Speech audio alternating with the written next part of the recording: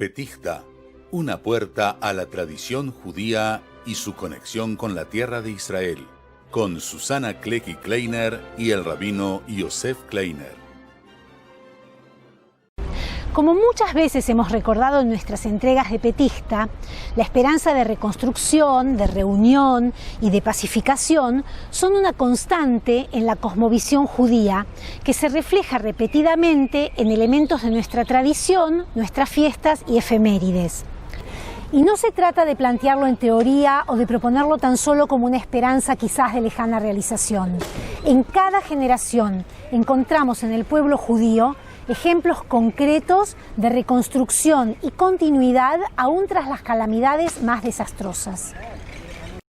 El profeta Yeshaya, Isaías, nos conmina en uno de sus discursos: una voz clama, en el desierto abrid paso al Señor, construida en la estepa una senda para nuestro Dios. Es una clara invitación a transformar páramos y devastación en crecimiento positivo. El mes de Av en el calendario judío marca fuertemente este contraste entre destrucción y reconstrucción, entre desesperanza y optimismo. Hace unos días atrás conmemoramos Tisha B'Av, el 9 de Av, recordando la destrucción del Templo de Jerusalén, el comienzo de la diáspora judía y tantas otras calamidades que nos acontecieron. Pero pocos días después, el 15 de Av, celebramos la reunificación, la armonía, el renacimiento y el amor.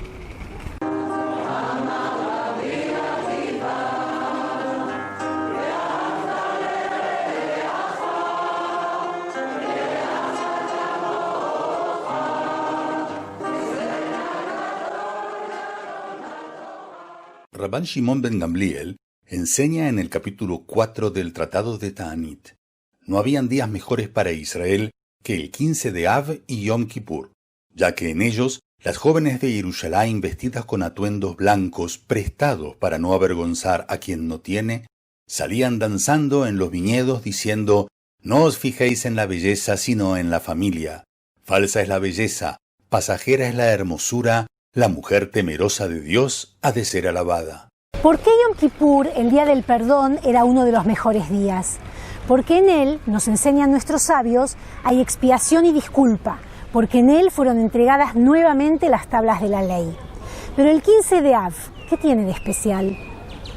Nuestros sabios enumeran 6 acontecimientos de restauración, pacificación y armonía que sucedieron en esa fecha. Dejaron de morir en el desierto los miembros de la generación que salió de Egipto. Todas las tribus de Israel pudieron comenzar a entremezclarse formando familia. La tribu de Benjamín fue reaceptada dentro del pueblo de Israel. Todos los años se terminaban de preparar los leños para el altar del templo.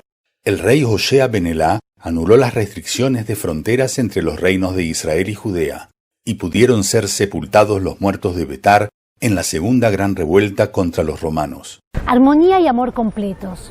¿Es una realidad posible o tan solo una utopía? Les propongo que hablemos con alguien que se ocupa de crear ese espacio entre realidad y fantasía.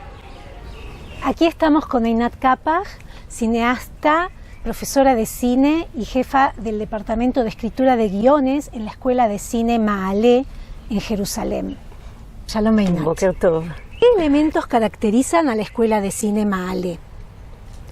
La Escuela de Cine Ma'aleh es una escuela muy especial en Jerusalén que fue fundada hace casi 30 años para dar respuesta a la necesidad de un público religioso que quiere crear arte y cine desde un punto de vista que tenga en cuenta los conceptos y las limitaciones del público religioso.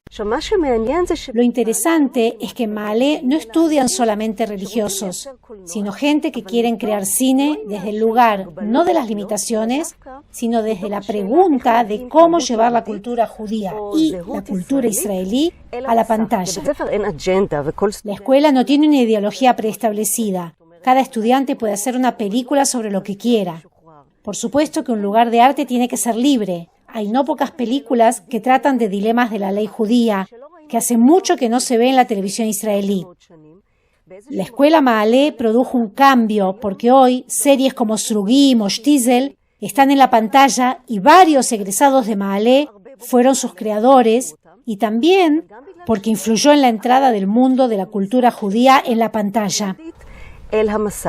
Es muy interesante todo lo que nos estás contando. Nos gustaría escuchar un poquito cuáles son tus áreas de enseñanza y tu expresión en el cine. Yo enseño lenguaje cinematográfico, géneros de cine, cine israelí. No solo enseño en Maale, sino que también soy la directora del departamento de guiones. Cuando mis estudiantes preparan películas y guiones, en las discusiones y análisis hay elementos del mundo de la cultura judía en general. El mundo de la cultura judía también se ha desarrollado mucho en los últimos 100 años, y eso tiene una expresión visual en el arte, en el cine. Y cuando los estudiantes están expuestos a esto, creo que reciben un buen bagaje de herramientas. Hay algunos temas que son tabú en la escuela de cine Maale. ¿En qué es distinta la enseñanza en esta escuela de otras escuelas de cine? No hay temas tabú, pero respetamos a todos nuestros estudiantes. Hay personas que son ultraortodoxas y hay personas laicas. No les damos pautas a los profesores.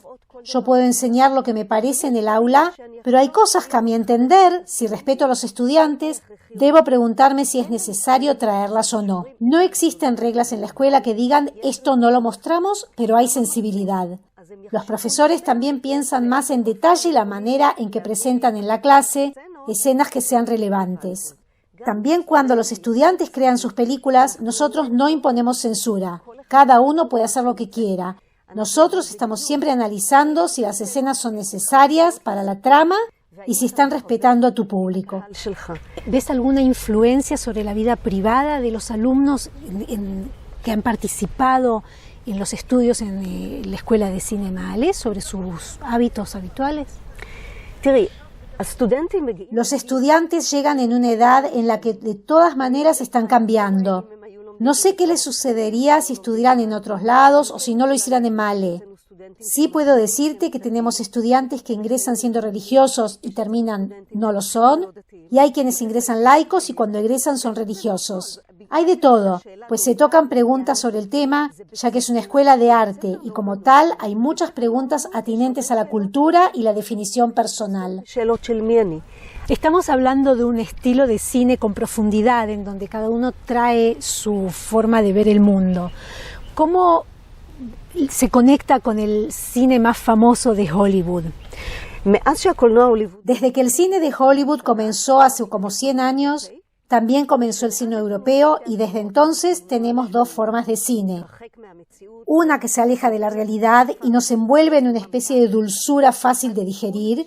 Y después de 2 horas, cuando salgo del cine, cuando se podía ir al cine, algo en mi vida ha recibido la inspiración que dice que es posible, aún en 2 horas, solucionar los problemas. El cine europeo y en parte el israelí es muy realista y dice, como muchas creaciones artísticas, que hay que ver a la realidad de frente, vendernos que el amor puede resolver todo en 2 horas, con un primer plano a él y uno a ella, y vivieron felices por siempre hasta hoy en día.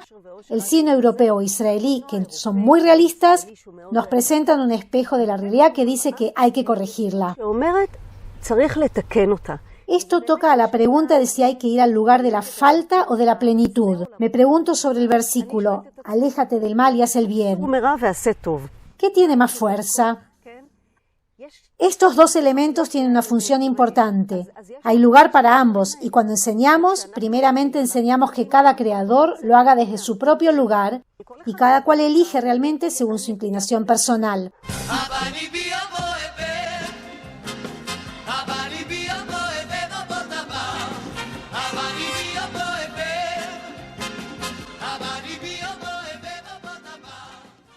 En estos días celebramos Tu B'Av, el 15 de Av, que nos presenta una especie de utopía entre amor y armonía entre las personas.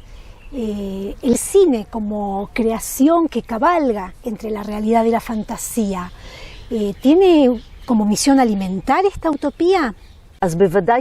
Por supuesto que el cine y la televisión, por un lado, alimentan mucho este dulzor de que vivieron felices por siempre.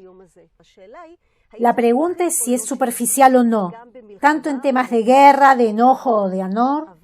siempre está la propensión a encontrar la esperanza de que haya algo mágico en nuestras vidas.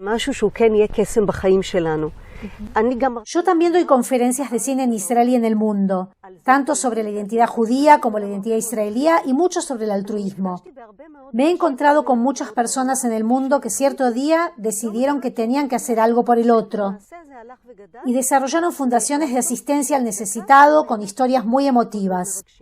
Comencé también a dar conferencias cuya tarea es provocar inspiración, de manera que cuando las personas ven una película así, una mujer así, puedan decir, yo también puedo hacerlo, pues en una conferencia o una película de media hora, de una hora, reciben la inspiración de iniciar, que es un inicio que muestra penuria y presenta el final de, por ejemplo, esta mujer que se hace cargo de cientos de personas y en cierta manera los ayuda a vivir una vida mejor y más digna.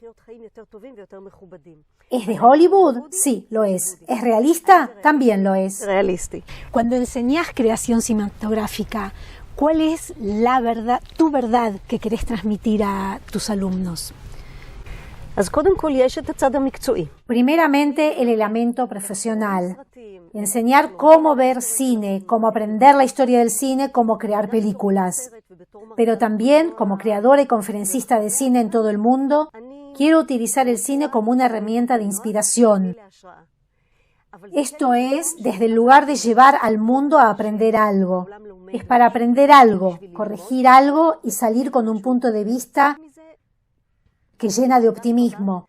No porque todo esté bien, sino porque el espíritu tiene la capacidad de decir, después de ver la película, aquí hay algo más elevado. Por ello, también me gusta hablar y crear películas sobre personas que hacen algo extraordinario. Me gusta contarlo porque creo que esas deben ser nuestras fuentes de inspiración. En estos momentos tan especiales en que todo pasa a distancia a través de Zoom o de otros programas de comunicación masiva, quizás hay oportunidad de llegar a un público todavía más amplio de lo que sucedía antiguamente. Es cierto. Lamentablemente no puedo volar a otros países, al menos por ahora, lo que hacía mucho antes. Por otro lado, el Zoom les permite a muchas comunidades disfrutar de conferencias en inglés, castellano no hablo, pero sí inglés. Hay no pocas comunidades en las que di conferencias sobre identidad judía, identidad israelí. Tengo una película que hice sobre mis abuelos, el rabino Kapach y su señora, que eran personas ejemplares. Y hay muchas comunidades que piden charlas sobre esto. También puedo proyectar películas por Zoom y cada uno sentado en su casa. Sí, el corona transformó al mundo en algo más pequeño y posibilitador. Espero que algún día podamos también volver a hacerlo presencial. Amén. Muchísimas gracias, Einat. Fue sumamente enriquecedor, inspirador y un placer, como siempre, conversar con vos.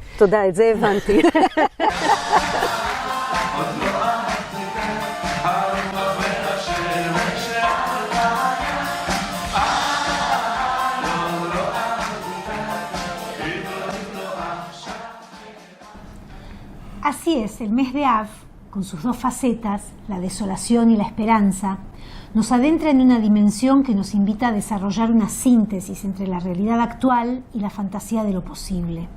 Esta es la época en que comenzamos a aproximarnos a Rosh Hashanah, el Año Nuevo, y Yom Kippur, el Día del Perdón. 7 semanas nos separan entre esta fecha y Rosh Hashanah. 7 semanas en las que ya nos vamos preparando para nuestro profundo examen espiritual. Y es esta perspectiva de amor, de armonía y de construcción positiva la que nos da el vigor de seguir adelante con el desafío de crear todos nosotros una realidad mejor. No una fantasía, no una utopía, sino una realidad posible de respeto mutuo entre todos los seres humanos. De nosotros depende lograrlo. Tu Be'av Sameach. Tu Be'av Sameach. Petichta, con Susana Klecky Kleiner y el rabino Yosef Kleiner. Hasta nuestra próxima entrega.